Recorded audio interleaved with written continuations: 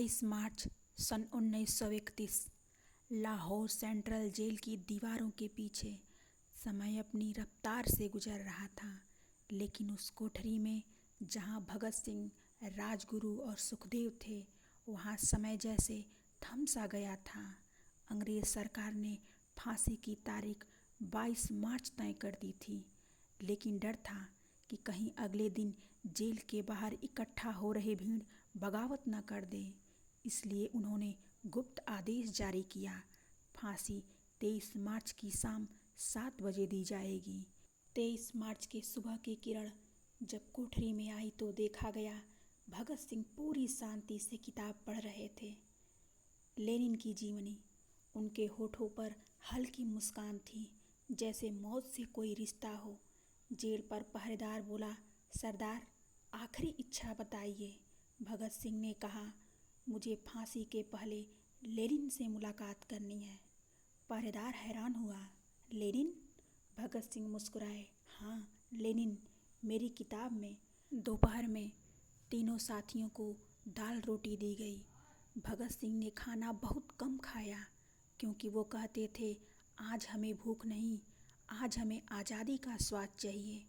उन्होंने अपनी जेब से एक लाल रुमाल निकाला जो उनकी माँ ने दिया था, उसे चूमा और आंखें बंद कर ली।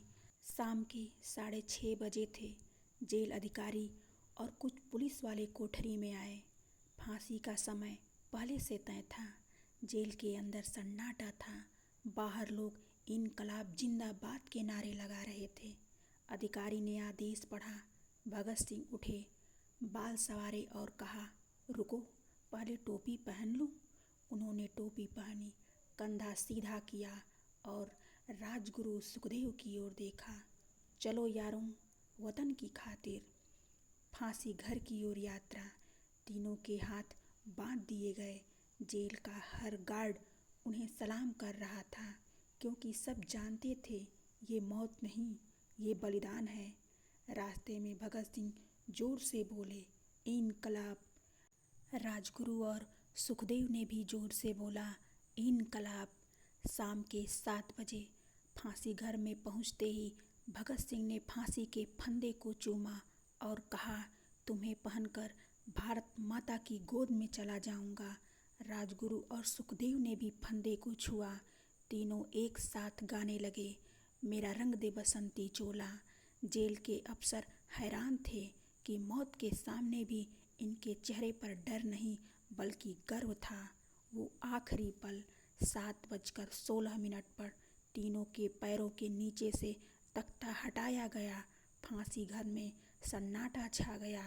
बस गूंज रहा था, भारत माता की जय, भारत माता की जय।